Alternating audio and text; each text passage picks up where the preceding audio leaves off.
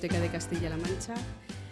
Hoy comenzamos un ciclo que tiene por título Mujeres a por todas. Un título, bueno, que como su nombre indica, el título de este ciclo van a ser una serie de conferencias, de charlas, de presentaciones de libros, todos relacionados con mujeres que han hecho cosas importantes a lo largo de la historia y que no son conocidas.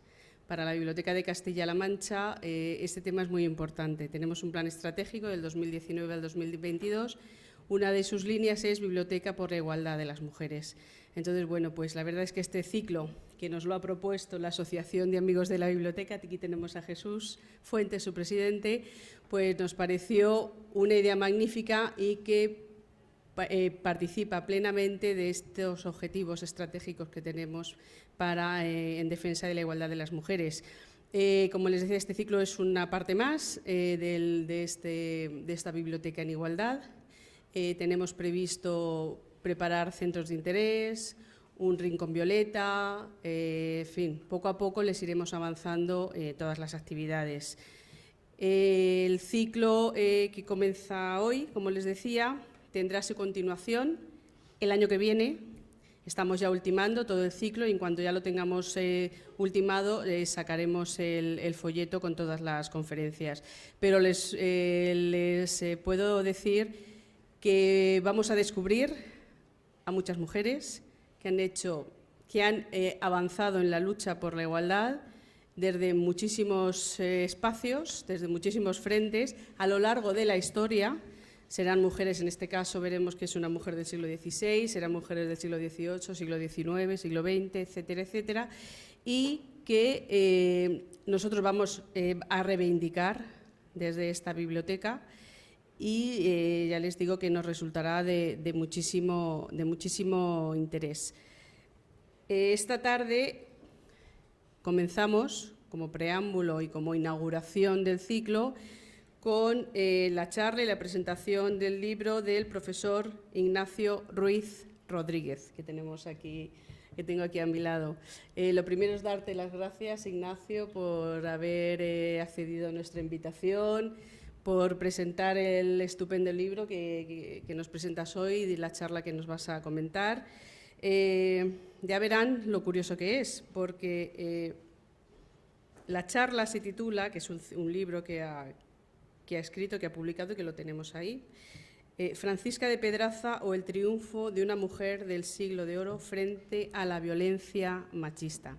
Fíjense ustedes que ahora que tenemos esa lacra, ese problema social tan grave de la violencia machista que ha existido a lo largo de la historia de la humanidad, pero que ya había mujeres hace 4 siglos, 5 siglos, que ya luchaban y que intentaban defenderse, ¿no?, de este problema de violencia machista.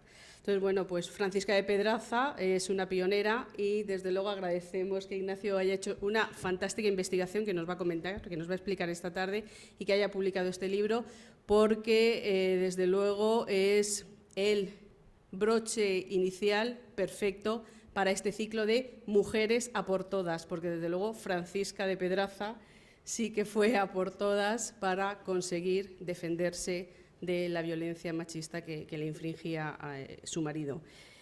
Doy las gracias también a Jesús Fuentes, nuestro querido presidente de la Asociación de Amigos de la Biblioteca de Castilla-La Mancha, porque han sido ellos los que nos han propuesto este ciclo de conferencias y con quienes estamos preparando todas las charlas.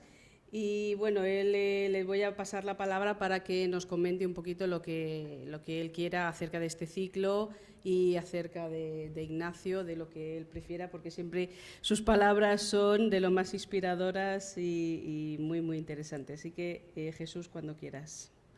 Bueno, muchas gracias, Carmen, y muchas gracias a todos los que habéis venido. Yo no sé si desde la biblioteca y desde la Asociación de Amigos de la Biblioteca podremos cambiar el mundo, pero intentarlo lo intentamos. Y una prueba de ese intento es esta charla que van a ustedes a oír. Han venido Rafael Maldonado, que me llamó y me dijo, Rafael Maldonado trabaja en Madrid, me parece que es, aunque tiene connotaciones más bellíes que le hace sospechoso. Pero al margen de eso, como él lo conoce, como él lo dice, así como de entrada, pues ya nos evitamos toda sospecha.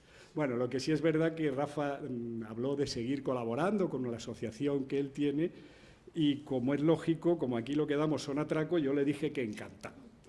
Él, después de una charla que dio aquí, me propuso que viniera otro, con lo cual a otro que engañamos e incorporamos a este proyecto de cambiar el mundo de manera absolutamente altruista.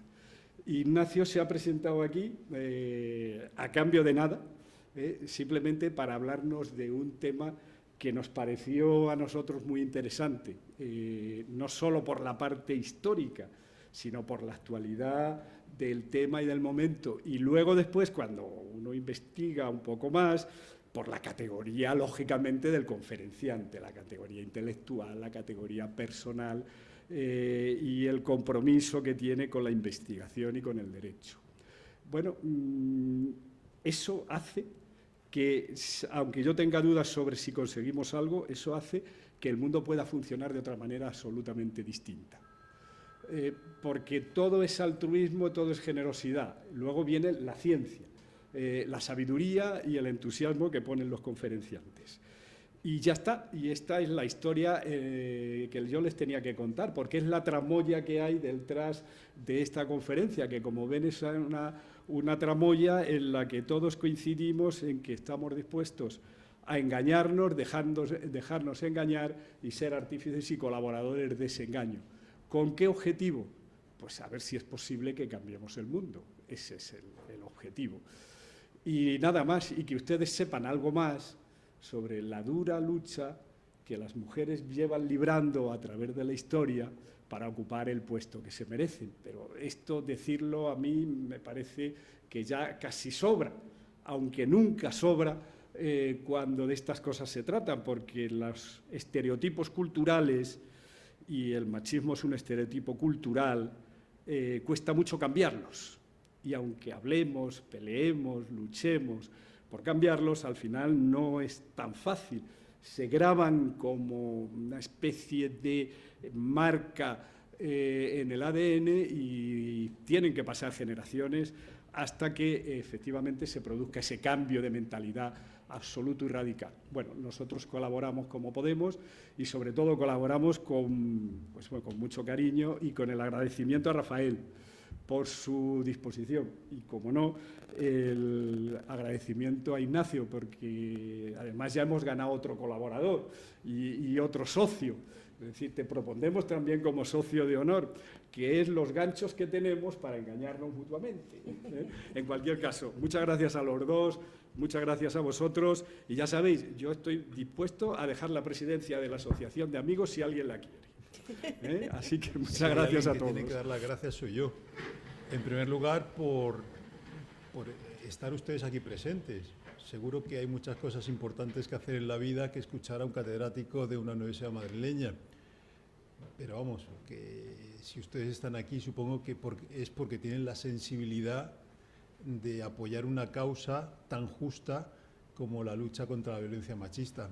Aquí estábamos hablando de, esperemos que algún día cambie. Según los últimos análisis, se está hablando de que todavía tendrán que transcurrir 200 años para poder hablar de una igualdad real entre mujeres y hombres. Yo espero que no sean 200 años, ni siquiera 2 años, y esa ansiada igualdad que tanto el ordenamiento jurídico proclama como muchos políticos proclaman día tras día, pues hombre, que llegue a la calle y que realmente aquello de la violencia machista sea una historia de la cual hablen los libros, como algo que sucedió pero que ya realmente ha sido eliminado, no solo del ordenamiento jurídico, sino también de nuestra realidad cotidiana.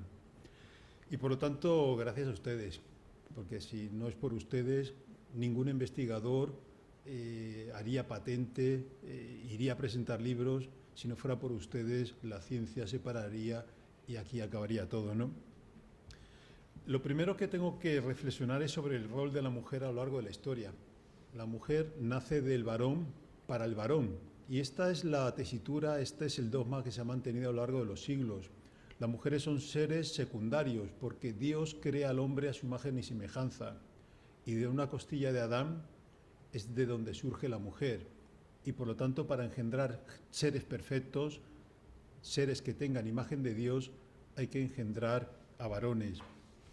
No sé si se han planteado ustedes alguna vez que las mujeres no existen.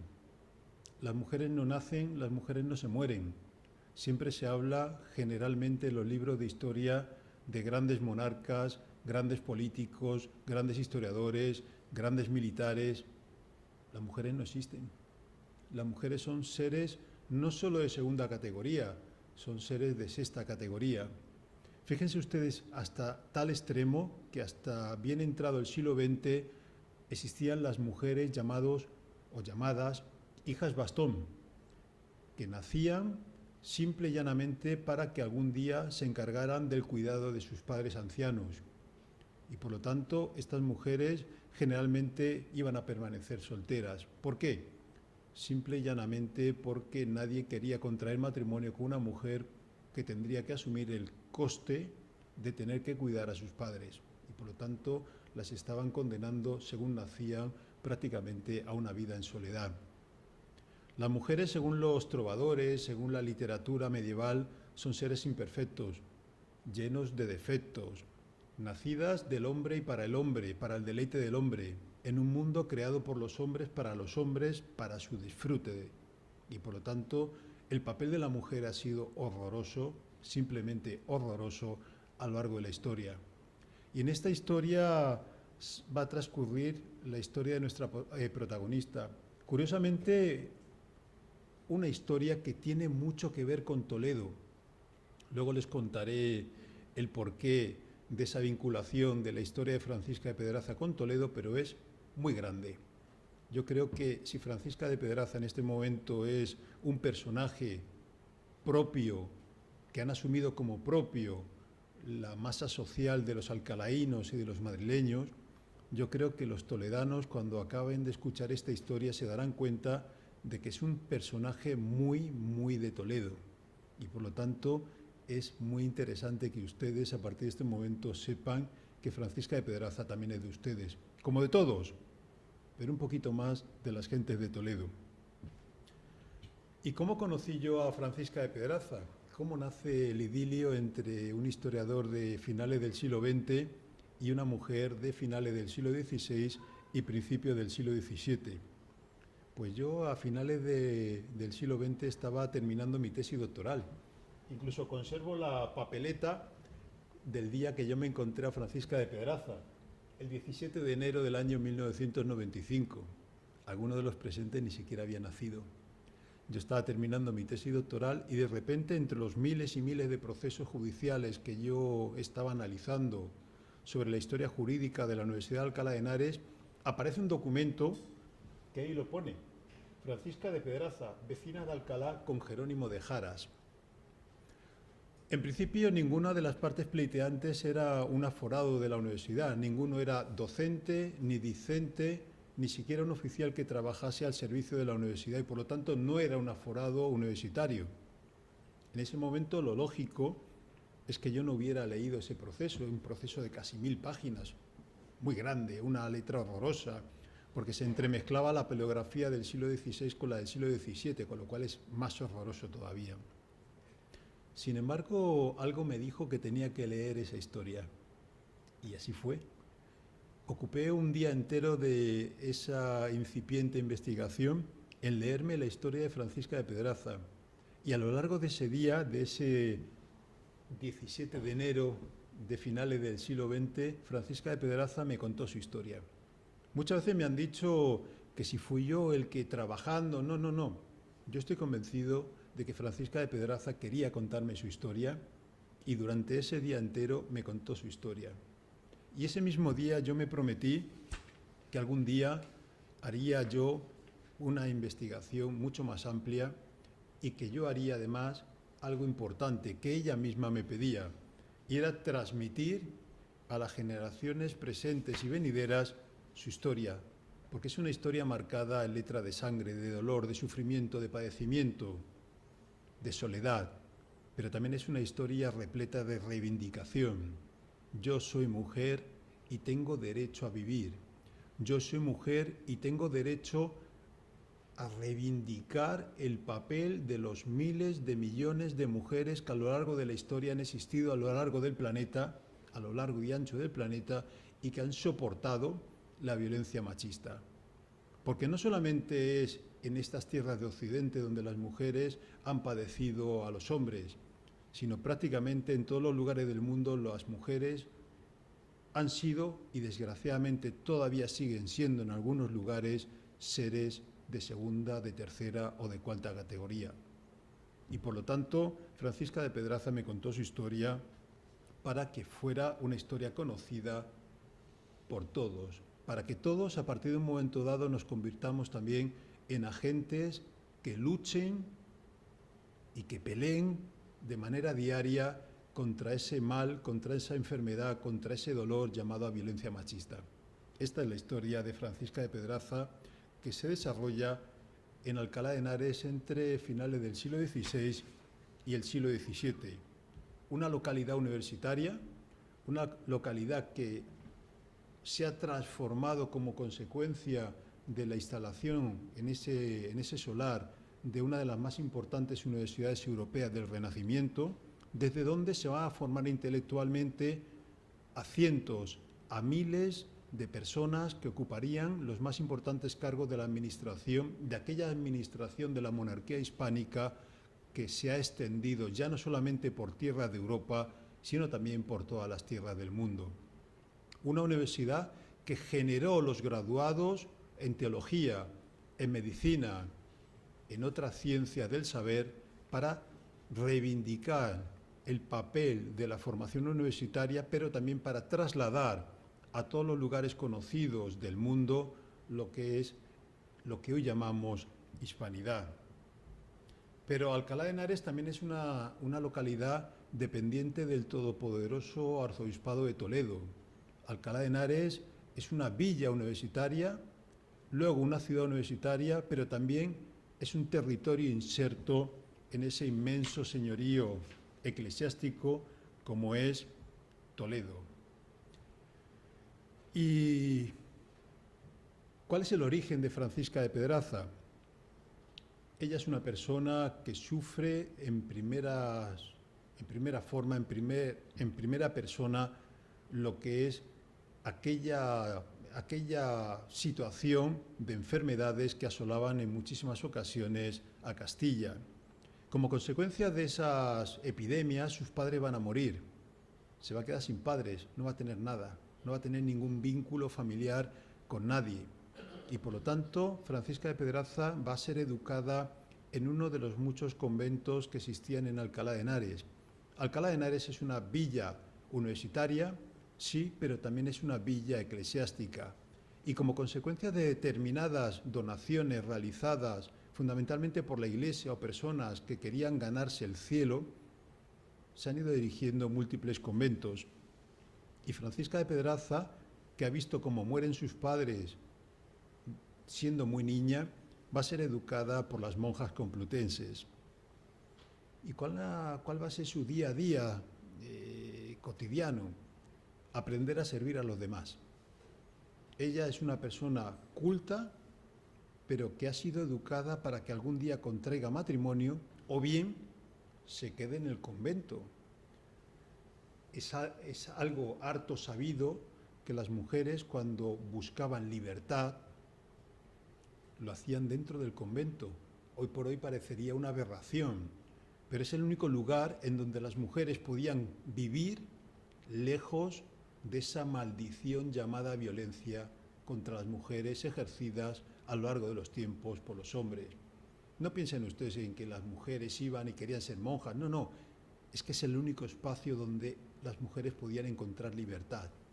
Francisca de Pedraza estaba encaminada a ello, o bien encaminada a un día contraer matrimonio, tener hijos, cuidar a su marido, a sus hijos y luego a sus nietos.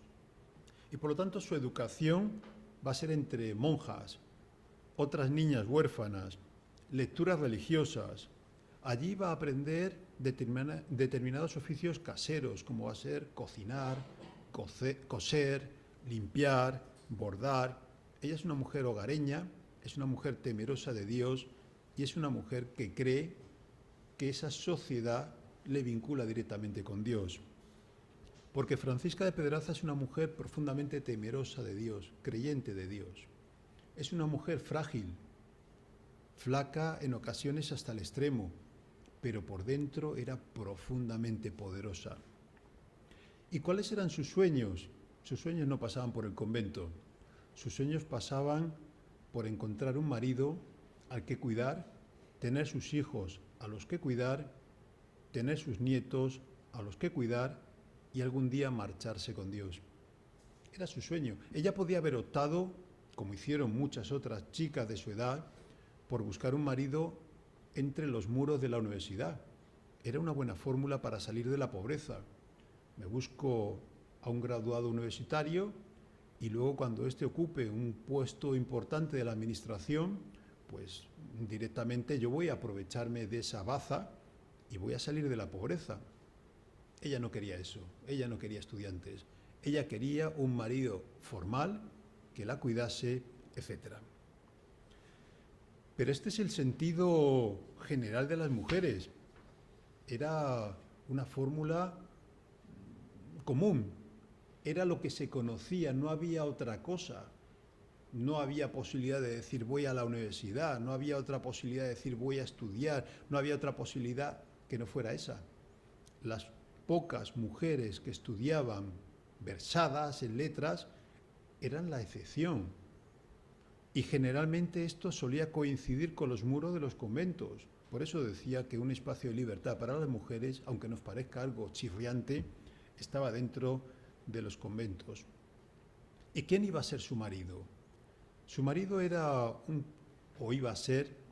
que iba a ser su marido, era un personaje conocido en Alcalá. Eran unos pequeños propietarios de tierras y de algunos inmuebles dentro de la localidad de Alcalá. Era un marido perfecto. Un buen día, o un mal día, según digo yo, se va a fijar en ella. Ella todavía era una niña, una adolescente, apenas se había pasado todavía de esa adolescencia que hoy encontramos en torno a los 14, 15 años. Se acercó a la priora del convento y la pidió en matrimonio. Y por supuesto, no dudó la priora de este convento, la abadesa Orozco, en decirle que por supuesto era el partido de su vida y que lo mejor que podía hacer era casarse. ¿Cómo era este sujeto que yo califico como monstruo? ¿Cómo era este monstruo? Según las crónicas, era un toxicómano de la época. ¿Cuál es la droga de la época? El vino. Era un alcohólico. Pero además, según las crónicas también, era una persona descompuesta, desbaratada, loca. Seguro que todos ustedes conocen una persona como esta. Una persona que en la calle los amigos le quieren, es un tipo maravilloso. No si Juan, si Felipe, si Manolo, si Jerónimo. Es un amigo maravilloso. Hemos estado y hemos cogido una borrachera juntos. ¿Cómo nos hemos reído? Y cuando llega a casa se convierte en un monstruo y la emprende a palos con el primero que llega, sobre todo con su mujer. Todos hemos conocido un Jerónimo de Jaras. Pues Jerónimo de Jaras era un monstruo de la época. En el año 1612 se celebrará este matrimonio. Y a partir de este momento, a partir del año 1612, comienzan las palizas. Francisca de Pedraza no tuvo un momento de paz a lo largo de su vida. Francisca de Pedraza, desde el mismo instante en el cual contrae matrimonio, va a sufrir violencia física, violencia psicológica. Y dentro de la violencia física se incluyen los malos tratos y dentro de esa violencia física se incluyen las violaciones continuas por parte de su marido. Porque Francisca de Pedraza no solamente va a ser golpeada, sino también va a ser violada por su marido. Pero tampoco era tan anormal que eso sucediese. Las mujeres eran golpeadas y violadas por su marido. Acuérdense ustedes siempre esa visión negativa que se tiene de la mujer. las mujeres son imperfectas y el marido tiene la obligación de corregir a su mujer. Y si para ello la tiene que golpear, es lo lógico. En los asuntos del matrimonio nadie se ha de meter. Y por lo tanto, si el marido tiene que corregir a la mujer, lo hace por su bien. No lo hace simplemente por el placer tóxico de golpearla, sino porque tiene esa obligación de corregirla. Sin embargo, Jerónimo de Jara se excedió en ese trato nocivo con su mujer, hasta tal punto que en enero del año 1614, si apenas llevaban 2 años casados, Francisca de Pedraza, aprovechando una ausencia de su marido, va a escapar al único lugar en donde había conseguido tener paz en su vida, al convento. Allí se va a cobijar entre los muros conventuales y va a suplicar que le aparten de este loco. Sin embargo, cuando regresa Jerónimo de Jaras, ve que su mujer no está, se entera dónde su mujer está, acude a la abadesa Francisca de Orozco y le dice: vengo a por lo que es mío, vengo a por mi mujer. Y Francisca de Pedraza tuvo que volver a convivir con este monstruo. Era conocido en Alcalá de Henares. En este momento Alcalá de Henares apenas si tiene unos 4.000 y pico, 5.000 habitantes, incluyendo los estudiantes universitarios. Es una ciudad pequeñita, todo el mundo se conoce. Y le piden a Jerónimo de Jaras cierta cautela, o lo que es lo mismo, usted puede golpear a su mujer, porque es su obligación corregirla, pero hombre, no le pegue tanto, péguele solo lo justo y necesario. Y efectivamente, Francisca de Pedraza vuelve a convivir con este monstruo, el cual continuará golpeándola prácticamente todos los días, violándola cada vez que tuviera gusto y ganas, hasta tal punto que durante ese periodo que va entre el año 1614 al año 1618, Francisca de Pedraza ya ha engendrado a 2 hijos y ha sufrido al menos un aborto como consecuencia de las palizas. El año 1618 acude al corregidor de Alcalá de Henares y le pide auxilio.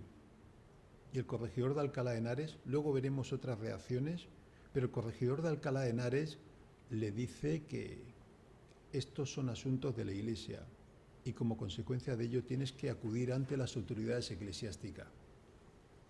Francisca de Pedraza se acerca también a su confesor. Ella es una mujer, como hemos dicho, temerosa de Dios. Es una mujer muy influenciada por la Iglesia. Delante de su cura, confesor, se despoja de sus intimidades, de su jubón, y se muestra desnuda delante del sacerdote. Y éste le verá el cuerpo lleno de cardenales, cuerpo lleno de magulladuras, el cuerpo que venían a representar la expresión viva del dolor.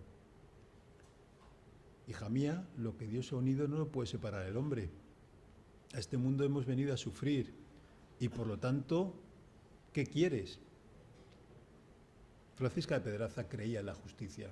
Aunque era una justicia de hombres, para el deleite de los hombres, Francisca de Pedraza creía en la justicia y quería justicia. Y si para ello tenía que ir ante las máximas autoridades eclesiásticas, lo iba a hacer. Pero no olvidemos que es una mujer pobre, no tiene nada. Y lo poco que tiene, su marido, ese monstruo, lo emplea para gastarlo en las distintas tabernas. En el año 1619 se abre un proceso judicial a instancias de Francisca de Pedraza. Este proceso judicial va a tener lugar ante las autoridades eclesiásticas. El arzobispado de Toledo, en su diócesis de Alcalá de Henares, tenía una corte de justicia arzobispal, una sede, y allí presenta demanda de divorcio. No un divorcio tal y como lo entendemos en la actualidad, sino como la capacidad de poder tener un domicilio distinto al marido, de no tener la obligación de seguirle allá y donde éste decida. Y en 1620 se abre un proceso judicial ante esa Corte de Justicia arzobispal. Y allí Francisca de Pedraza dirá lo siguiente: Francisca de Pedraza, vecina de esta villa, como mejor proceda, comparezco ante vuestra merced y pongo demanda de divorcio a Jerónimo de Jaras, mi marido. Y contando el caso, es que me casé, etcétera, etcétera, de forma que este sujeto me dice que soy una rata podrida y otras muchas palabras feas, y asimismo me ha llenado el cuerpo de cardenales, y asimismo me ha dado porrazos en mi cuerpo y mi rostro, sin darle para ello la mayor ocasión. Y además ha prometido que la va a matar, pero que no lo va a hacer de una sola instancia, sino que lo va a hacer poco a poco, con dolor, con sufrimiento, para que de esta forma se dé cuenta realmente a quién pertenece.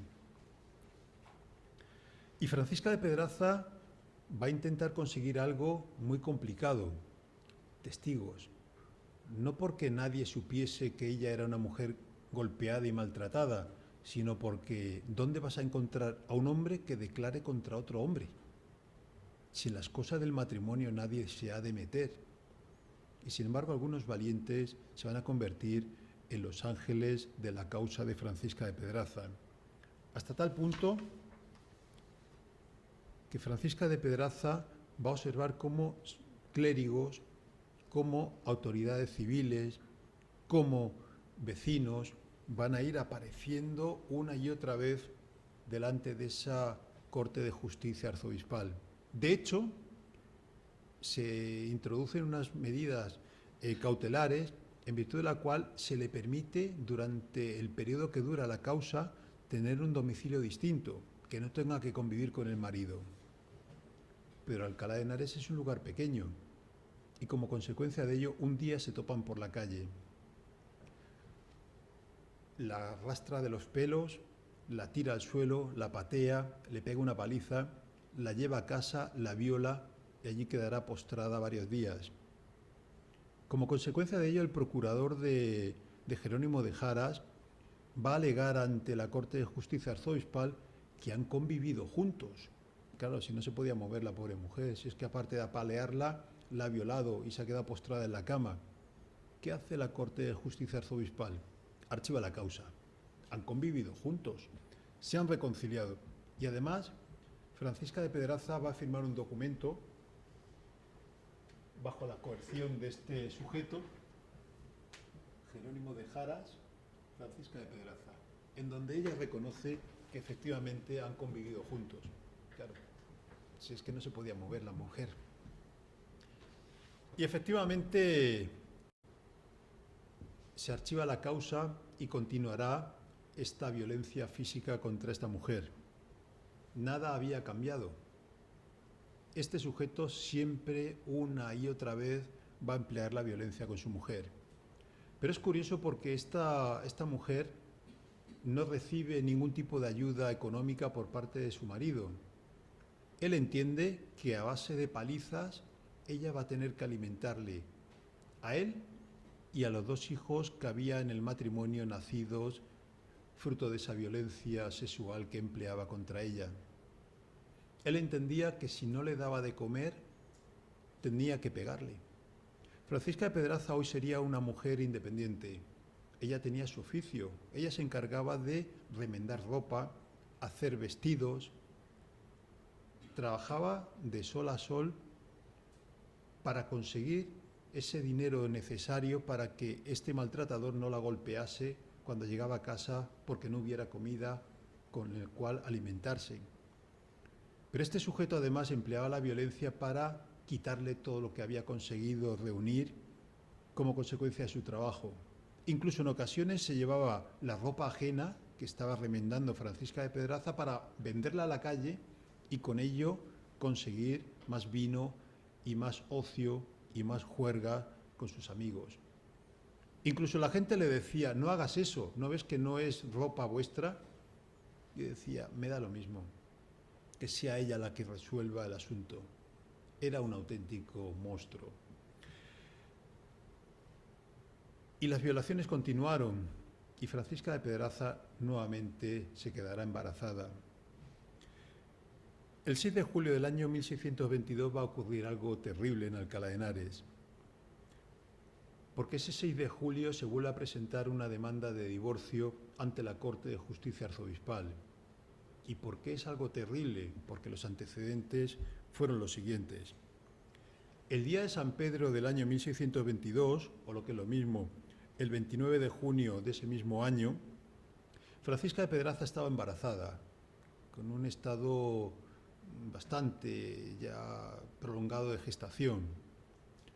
Ese día, junto a lo que es la magistral de los Santos Justo y Pastor, lo que sería una iglesia magistral que hay en Alcalá de Henares, sin ningún tipo de motivo ni razón, nunca lo había, pero ese día tampoco, y menos estando embarazada, Jerónimo de Jaras, en mitad de la calle, empezó a pegarle una nueva paliza, dentro de lo habitual, desgraciadamente. Pero como consecuencia de ello, la mujer abortó en plena calle. Y cuentan las crónicas que ella estaba muerta de dolor en el suelo, desangrándose, y este sujeto seguía pateándola a ella y al feto que se desprendió del seno materno y quedó retorciéndose en el suelo. Fue algo terrible. De repente, algunas personas, algunos valientes, se pusieron de por medio, porque si no cuentan las crónicas la habría matado allí. Y efectivamente, ese 6 de julio del año 1622, Francisca de Pedraza pone una nueva demanda de divorcio y dice: el día de San Pedro por la tarde, en menosprecio de lo que le estaba mandado por ese tribunal, ¿se acuerdan? Péguele, pero no le pegue tanto. Condescendiendo con su mala condición y terrible natural, y sin para ello tener ocasión alguna, de nuevo le hizo muchos malos tratamientos, con bofetadas, palos y coces que le dio, llenándole el cuerpo y el rostro de cardenales, que por poco le sacara un ojo, y de las coces le hiciera mal parir por estar de presente preñada. Le hizo abortar en plena calle a patadas. Pero insisto, la crónica dice que se retorcía el feto y seguía pegándole patadas a ella y al feto. Como consecuencia de ello se abre una nueva demanda de divorcio, como les he comentado, y nuevamente aparecen esos valientes, mujeres, hombres, clérigos, estudiantes, y todos uno tras otro van corroborando las palabras, la historia de Francisca de Pedraza de sufrimiento. La gran mayoría de las personas miraban para otro lado, porque en los asuntos del matrimonio nadie se ha de meter. Pero Francisca de Pedraza seguía creyendo en la justicia de los hombres. Y se abre el proceso, y este proceso llegará hasta el final. Se han introducido algunas medidas cautelares, una vez más, se le permite tener un domicilio distinto mientras llega la sentencia, pero ahí acaba todo, no hay nada más. Y finalmente se llega a la sentencia, una sentencia invocando el nombre de Dios. ¿Y qué dice esta sentencia? Pues dice ni más ni menos que Francisca de Pedraza probó su acción como la convino. O sea, tiene usted razón, señora Francisca de Pedraza, usted ha demostrado que es cierto todo y cuanto ha dicho. Y el fiscal que sale en defensa del vínculo no probó nada. Y su marido, Jerónimo de Jaras, no han probado nada. Y por lo tanto usted ha ganado. En principio es una alegría. Pero fíjense lo que dice. Fallamos que la dicha Francisca de Pedraza probó su acción y demanda como la convino, para lo que de ello se hará mención. Y el dicho Jerónimo de Jaras, su marido, y el fiscal mayor, no haber probado cosa alguna de sus excepciones y defensas. Y por lo tanto Francisca de Pedraza ha ganado. ¿Pero qué dice esta sentencia de esta Corte de Justicia Eclesiástica? En cuya consecuencia debemos de amonestar y amonestamos, mandar y mandamos al dicho Jerónimo de Jaras que de aquí adelante trate a la dicha su mujer con mucho amor. Y la dé vida honesta y maridable y el sustento, vestido y demás necesario como es obligado. Y no le haga semejantes malos tratamientos como los que se ha dicho que le hace. Oiga, pero si ha demostrado que me ha hecho abortar a patadas en plena calle. ¿Cómo como que se dice que le hace?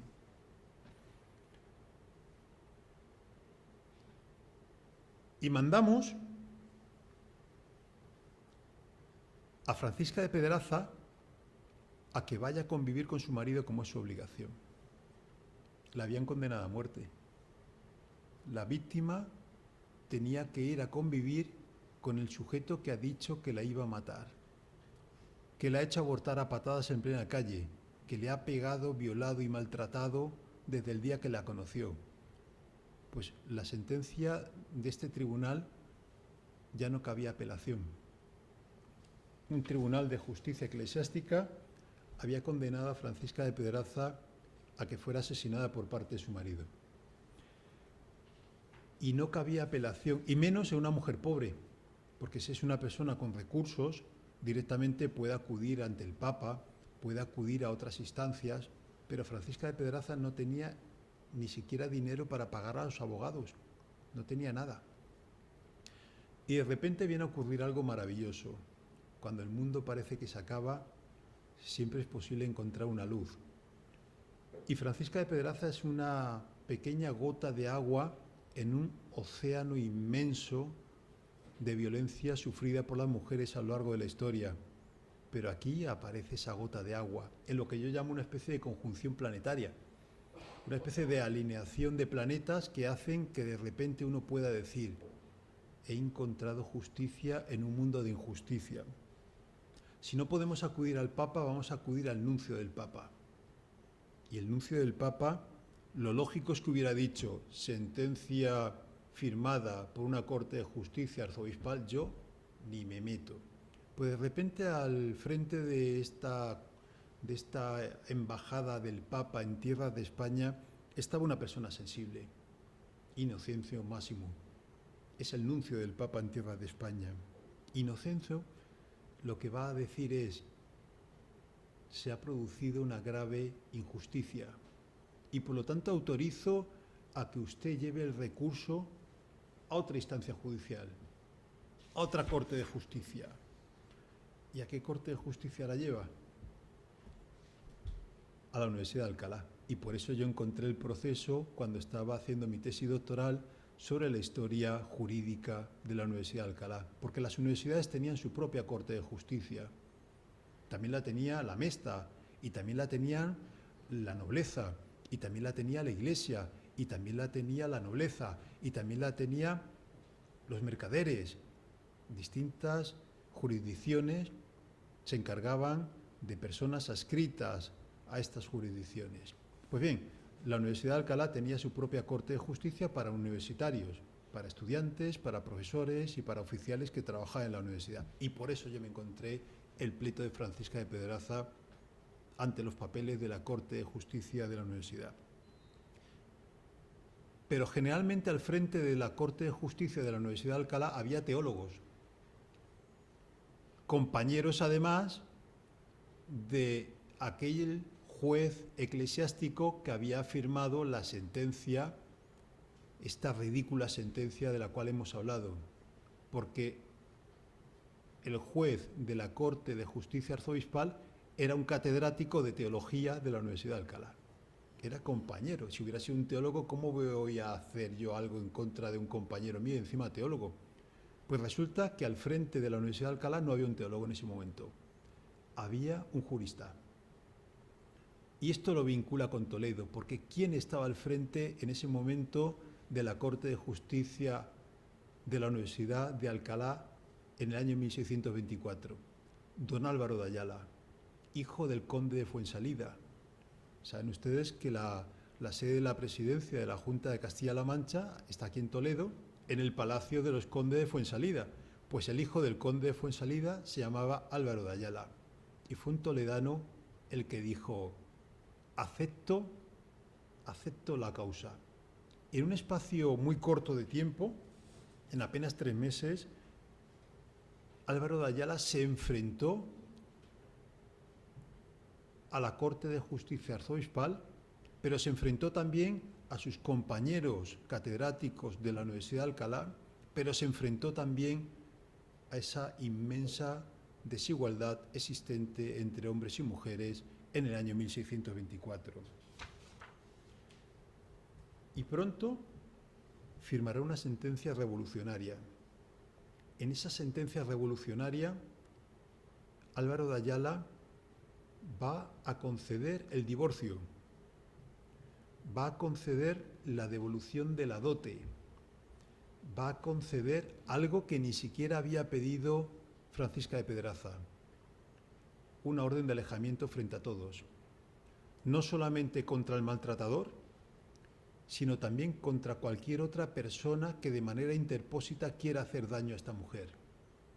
Yo en muchas conferencias le he recordado a la justicia que en muchísimas ocasiones ocurre algo muy nocivo para la víctima, y es la utilización por parte del maltratador, de amigos comunes, incluso de la propia familia. Pobrecito mi hijo que te pegó, pero ya sabes que cómo es. Pobrecito, lo está pasando fatal. No, pobrecito no, es un maltratador, es una persona que no tiene sitio en esta sociedad y por lo tanto es una persona que tiene que estar apartada. Y seguía la conjunción planetaria, porque esa sentencia fue objeto de recurso por parte de ese monstruo llamado Jerónimo de Jaras.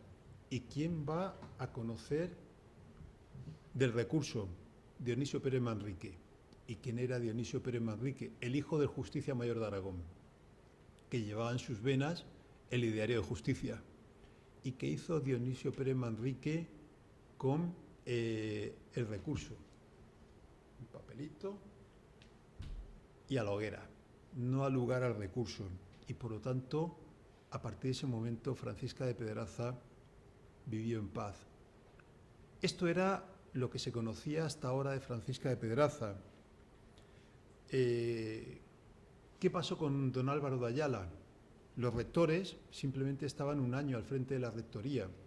Don Álvaro de Ayala ingresó en la Compañía de Jesús en el año 1624 y ese mismo año falleció. Y por lo tanto era algo muy triste. Un personaje que se había enfrentado, siendo hombre, al mundo de hombres en beneficio de una mujer que tuviera una muerte tan rápida, porque él apenas si tenía poco más de 20, 22 años y murió muy joven. ¿Y qué se ha entendido hasta ahora también de Francisca de Pedraza? ¿Qué es lo que yo he querido pensar? Porque nunca había encontrado documentos acerca de todo ello. Que fue libre, que cuida a sus hijos, que cuida a sus nietos y que la esencia de Francisca de Pedraza impregna a todas aquellas personas que de una manera u otra se enfrentan contra la violencia machista. Y sobre todo un legado magnífico, que ahora hablaremos de ello.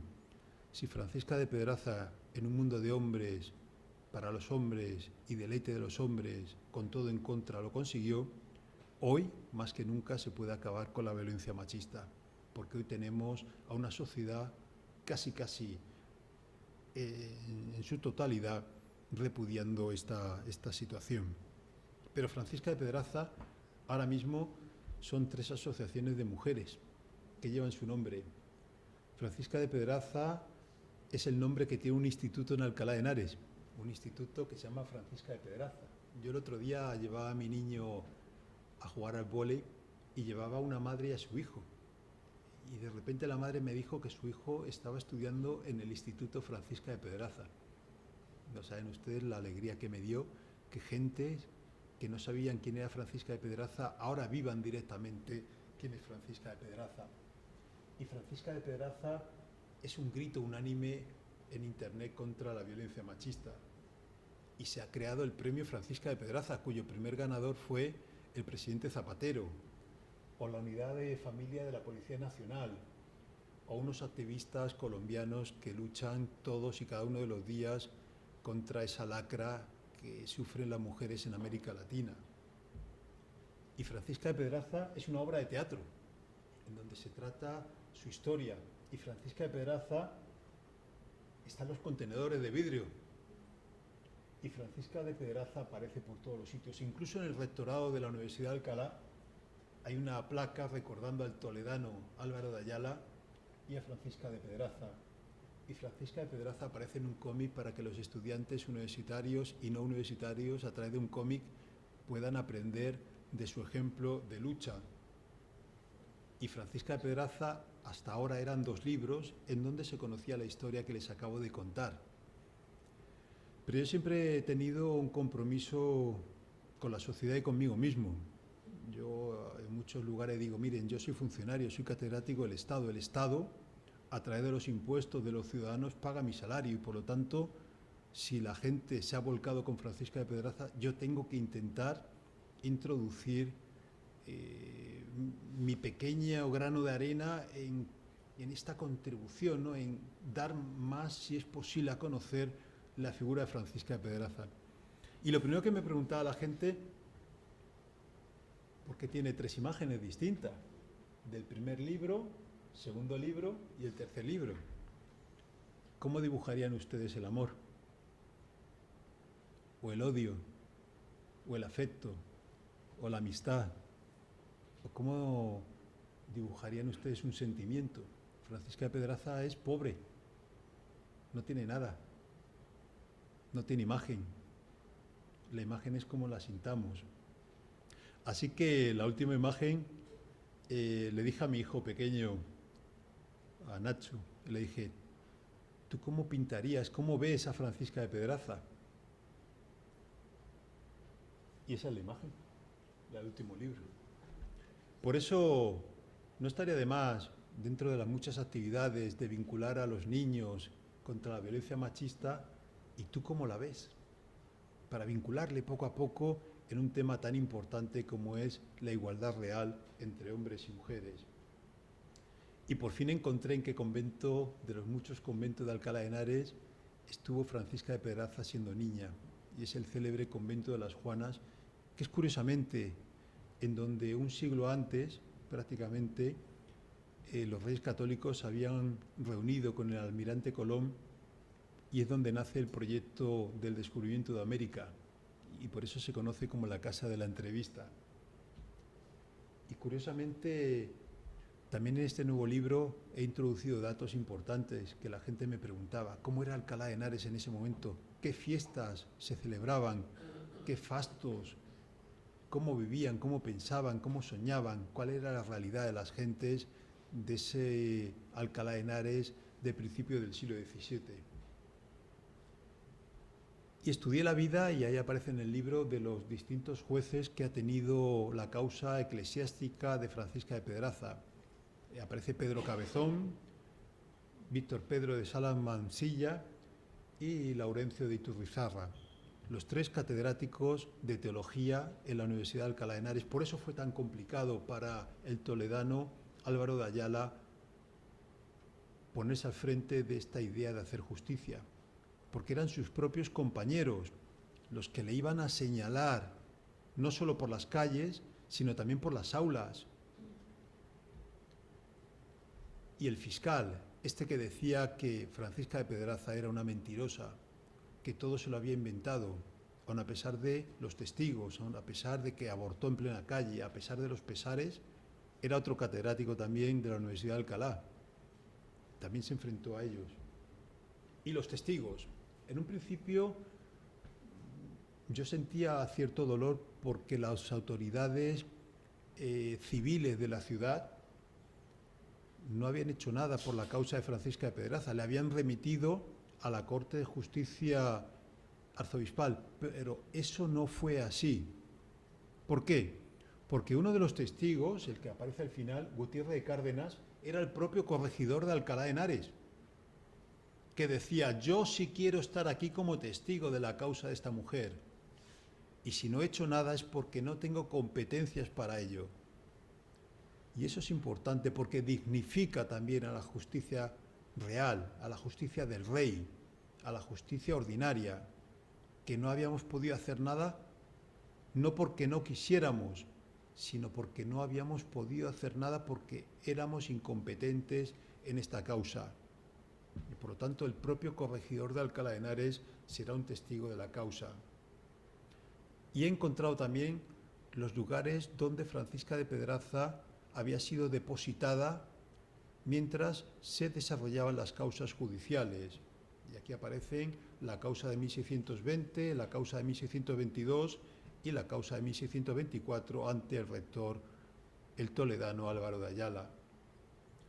Y aparece también en el libro cosas que no habían sido tratadas hasta ahora, y es la cuestión relativa a los bienes, porque la justicia de Alcalá, la ordinaria, la del rey, le había otorgado la custodia de los bienes porque él era un pródigo, lo estaba dilapidando todo. Y la justicia de Alcalá de Henares interviene dándole el control de los bienes a Francisca de Pedraza. Sin embargo, nunca será real, porque a base de palos, a base de golpes, el maltratador se hacía siempre con el control efectivo de los bienes y por eso los estaba dilapidando. Y los embarazos.